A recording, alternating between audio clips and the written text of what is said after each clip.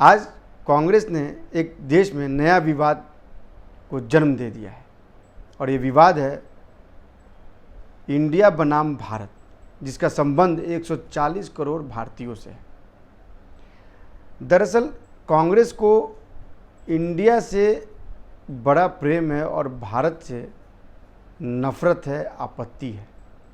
नफ़रत मैं इसलिए कह रहा हूँ क्योंकि इन दो शब्दों को लेकर जिस तरह से राजनीति की जा रही है वो साफ जाहिर कर रहा है कि कहीं ना कहीं इस बात को लेकर या तो आपकी मंशा पे सवाल उठता है या फिर आप जानबूझ के इसके नाम को लेकर विवाद खड़ा करना चाह रहे हैं। आप फिर हिंदुस्तान को 1947 के दशक में ले जाना चाह रहे हैं, जिस दिन देश आज़ाद हुआ था, जिस साल देश आज़ाद हुआ था।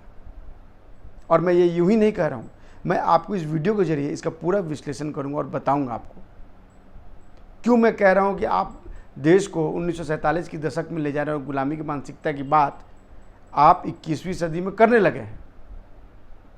हम इस पर पूरी डिटेल में चर्चा करेंगे, इसका विश्लेषण करेंगे, लेकिन पहले आप जरा आज ये वाक्य जानिए क्या हुआ है। दरअसल राष्ट्रपति ने, देश की राष्ट्रपति ने G20 में शामिल होने के लिए यहाँ के गणमान्य राजनीतिक दलों और उनके पार्टी, उनके नेताओं को एक निमंत्रण पत्र भेजा है और उस निमंत्रण पत्र में लिखा है प्रेसिडेंट ऑफ भारत। और बस यहीं से कांग्रेस ने विवाद को देना शुरू कर दिया। विवाद यहीं से जन्म लिया, कांग्रेस की तरफ से विवाद यहीं से जन्म लिया। जयराम रमेश ने ट्वीट किया और ट्वीट करके कहा कि मोदी सरकार यानी प्रधानमंत्री नरेंद्र मोदी को निशाना साधते हुए कहा कि वो देश को बांटना चाह रहे हैं, देश के इतिहास को तोड़ मरोड़ कर पेश करना चाह रहे हैं। और फिर उन्होंने भारत की एक अपनी डेफिनेशन दी कि घटक दल क्यों, भारत का मतलब क्या होता है, क्यों उन्होंने, और फिर लास्ट में लिखा जीतेगा इंडिया आगे बढ़ेगा भारत। ये नारा है, या फिर जीतेगा इंडिया आगे बढ़े, ये इनका नारा है, जो संभवतः मुझे अच्छी तरह से याद नहीं है, लेकिन यही इनका नारा है। इसके इतर जो बात आज मैं बताने जा रहा हूँ वो बेहद गंभीर है, वो जानना आपके लिए बहुत ज़रूरी है।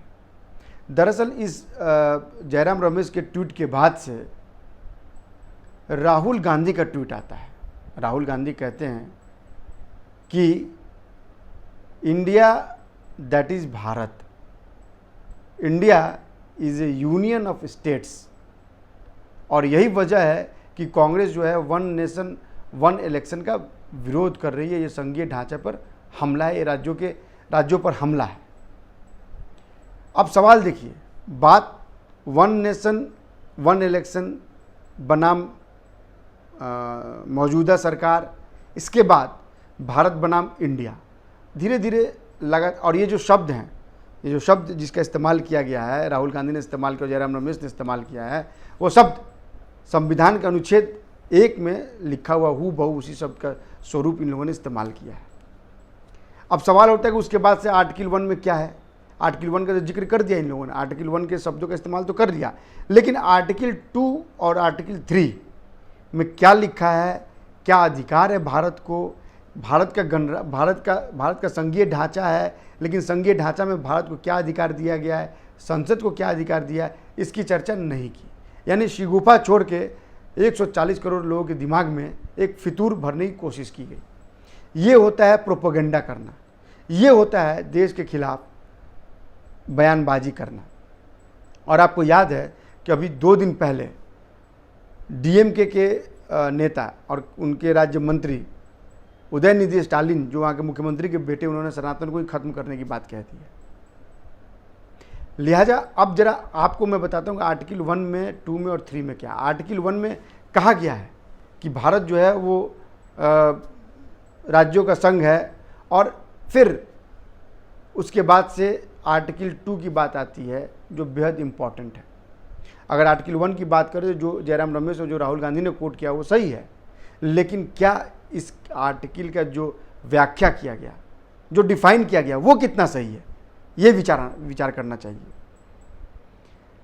भारत संघीय राज्यों का संघ है, यह बात बिल्कुल सही है, लेकिन अगर आप देखें तो यूरोपियन संघ जो है, यूरोपियन यूनियन है, और भारत का जो यूनियन है, उस दोनों में ज़मीन आसमान का अंतर है।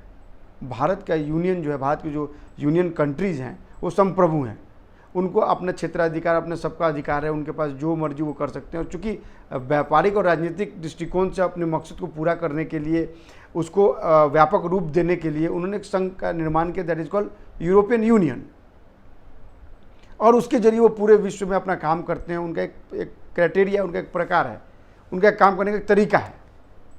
लेकिन भारत का जो आर्टिकल 2 है वो कहता है कि नए राज्यों का प्रवेश और उनके बारे में बात करता है। यानी भारत के संसद को यह अधिकार है कि वो किसी भी राज्य के क्षेत्राधिकार में घुसकर दखल दे सकता है, उसके नाम को बदल सकता है, वहाँ की कार्यप्रणाली पे नज़र डाल सकता है, वहाँ किसी भी राज्य का निर्माण कर सकता है, किसी भी राज्य का स्थापना कर सकता है। यानी राज्यों को स्वायत्तता तो है लेकिन स्वतंत्रता नहीं है। लिहाजा आप अगर इंडिया बनाम भारत करते हैं या भारत बनाम आप इंडिया करते हैं, तो आपको यह बात पब्लिक को बतानी पड़ेगी कि भाई भारत जो है उसको संसद ने उसको अधिकार दिया है कि वो राज्यों के कार्यक्षेत्र में हस्तक्षेप कर सकता है, राज्यों का स्थापना कर सकता है, नए राज्यों को प्रवेश दिला सकता है। लिहाजा कहाँ से ये राज्य के जो संघ है वो भारत से ऊपर हो गए? आप ही सोचिए और आप ही बताइए। दूसरी बात इंपॉर्टेंट, अगर हम आर्टिकल की बात करते हैं, संविधान के आर्टिकल 1 की बात करते हैं, तो क्या आपको नहीं लगता है कांग्रेस और अन्य पार्टी को आर्टिकल 2 और आर्टिकल 3 के बारे में भी बताना चाहिए? और अगर अब बात करें संविधान, क्यों मैंने कहा 1947 की बात करते हैं, क्योंकि 1947 में जब भारत आज़ाद हुआ और जब संविधान सभा में चर्चा होने लगी इसकी, जब संविधान का निर्माण हो रहा था, इसको लेकर संविधान सभा बनी थी, उसमें चर्चा हो रही थी, तो उस समय यह 18 सितंबर को ही यह वोटिंग से पास हुआ कि India that is Bharat. Kamlavati Tripathi ने कहा कि नहीं भाई, हम भारत अर्थात इंडिया करते हैं, क्योंकि भारत का अपना एक ऐतिहासिक महत्व है, उसकी अपनी मान्यता है। लेकिन उस समय इसको वोटिंग से गिरा दिया गया और तय हुआ इंडिया दैट इज़ भारत। यह 18 सितंबर ही था और 18 सितंबर को ही विशेष सत्र बुलाया जा रहा है। इसलिए आप समझ लीजिए इसके क्या मायने हैं। उसके पहले यह जो मोदी सरकार ने प्रेसिडेंट ऑफ भारत का जो राष्ट्रपति की तरफ से न्योता गया सभी लोगों को, यह एक उसकी वानगी है। हालांकि मैं आपको बता दूं कि मोदी कई बार विष्णु सहस्त्रनामा की चर्चा करते हुए उन्होंने बताया कि जो यह देश कैसे, इसका नाम भारत है और यहाँ के रहने वाले कैसे भारतीय हैं। तो ये कोई पहली बार नहीं है कि इंडिया बनाम भारत किया जा रहा है, लेकिन इसको तुल जिस तरह से दिया जा रहा है वह यह बात बताता है कि दरअसल डर जो है वो कांग्रेस में है। अगर ये डर नहीं होता तो जिस दिन प्रधानमंत्री नरेंद्र मोदी ने संसद में भारत का नाम लिया गया कि भारत हैं और हम जो रहने वाले भारतीय हैं, उस दिन क्यों नहीं विरोध हुआ इसका? उसी दिन कांग्रेस समझ गई थी कि मौजूदा सरकार देश का नाम भारत कर सकती है, इंडिया को संविधान से खत्म कर सकती है, इंडिया संविधान में संशोधन हो सकता है। और मैं आपको बता दूं, इसके पहले कांग्रेस के सांसद 2012 में एक प्राइवेट बिल लाकर इंडिया को शब्द को हटाने की मांग की थी, उस बिल को पेश किया था और कहा था कि संविधान से उस इंडिया शब्द को हटा दिया जाए। ये कांग्रेस, उस समय कांग्रेस की केंद्र में सरकार थी। फिर कांग्रेस ने क्यों नहीं विरोध किया, मुखर होकर क्यों नहीं विरोध किया? और अगर आप कहते हैं कि हमने उसको पास नहीं होने दिया, तो सवाल ये कि आपके राज्यसभा के सांसद ने प्राइवेट बिल पेश कैसे कर दिया? ठीक है कि उनका अधिकार है बिल पेश करना, लेकिन बिना पार्टी के चर्चा के, बिना ऐसे कोई थोड़ी बिल पेश कर देता है। इतना आसान मत समझिए कि भारत की जनता बेवकूफ़ है कि आपने कहा कि हमने तो विरोध किया था कि हमने पास नहीं होने दिया, हम तो उस समय से विरोध नहीं। चाहा तो आपने भी था, लेकिन अब आपको राजनीति करनी है। अब आपको ये देखना है कि भाई नहीं, कैसे अगर हमने अपना INDI यानी का नाम रखा है और कैसे अगर भारत सरकार देश के लिए अपने पुराने, और आपको मैं एक बात और बता दूं, इस बात को मैं बाद में पूरा करूँ, मैं एक बात और बता दूं आपको कि लाल किला के प्राचीर से प्रधानमंत्री नरेंद्र मोदी पहले ही कह चुके हैं गुलामी के हर चिन्ह को वो ख़त्म करना चाहते हैं और वो मानते हैं कि इंडिया जो है वो नाम जो है वो असल तो, हालांकि सिंधु घाटी से इंडस वैली से इसका संबंध आता जा रहा है, लेकिन अंग्रेजों द्वारा भी इस नाम को बहुत पॉपुलर किया गया। लिहाजा वो चाहते हैं कि इस स्मृति, इस चिन्ह को खत्म कर दिया जाए। तो सरकार की मंशा क्लियर है। सरकार ये चाहता है कि भाई अगर हम आज़ादी की कोई निशानी हम अपने देश में नहीं रखना चाहते हैं तो इसमें बुराई क्या है? यही वजह तो है कि नए संसद भवन का निर्माण हुआ। कांग्रेस सिर्फ सिगुफा छोड़ती थी कि भाई नए संसद भवन करेंगे, ये करेंगे, वो करेंगे, लेकिन निर्माण करने की हिम्मत तो हुई नहीं। कोरोना काल जैसे भयानक काल में भी नए संसद भवन निर्माण का कार्य चल रहा था, उस समय बड़ा विवाद हुआ था लेके इसको। आज नए संसद भवन बिल्डिंग खड़ी हो गई, अपनी बिल्डिंग खड़ी हो गई आपकी आज़ादी के बाद से। आज़ादी के 75 साल हम लोग अमृतकाल मनाने जा रहे हैं, और उसके उस समय या आज़ाद हिंदुस्तान को एक अपनी बिल्डिंग मिल रही है, संसद भवन, जिसको लोकतंत्र का सबसे बड़ा मंदिर कहा जाता है। ये कितनी गौरव की बात है। लेकिन कांग्रेस इस पर राजनीति कर रही है। उसको इंडिया बनाम भारत करना है। उसके जिसके साथ सरकार बना रही है डीएमके का तमिलनाडु में चल रहा है, उसका मंत्री कहता है कि सनातन कोई ख़त्म कर दिया सनातन को। वो सनातन कुछ है ही नहीं। सनातन का तुलना कोरोना जैसे बीमारी से की जाती है, मलेरिया जैसी बीमारी से की जाती है, और कांग्रेस इस पर चुप्पी साधे हुए है। कांग्रेस अध्यक्ष के मल्लिकार्जुन खड़गे के बेटा उदयनिधि स्टालिन का समर्थन करते हैं। आप सोचिए, जिस देश में इस तरह की राजनीति हो रही है, और ये सिर्फ राजनीति क्यों हो रही है? क्योंकि कांग्रेस को अपनी हार दिख रही है।